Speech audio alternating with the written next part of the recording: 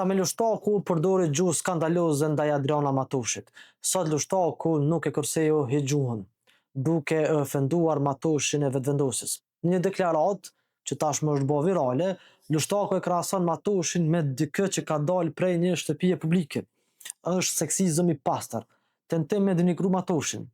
Lushtaku përmes kësaj deklarate synoi me përçmu Matoshin për shkak të seksit të saj. Gjuha e Lushtakut është e dënueshme, sepse e stigmatizon edhe më shumë gratë në politikë. Nuk është mënyrë si duhet mu përgjigj një politikan. Është mangësi në artikulimin e kritikës, sepse seksizmi gjithmonë është varfëri konceptuale.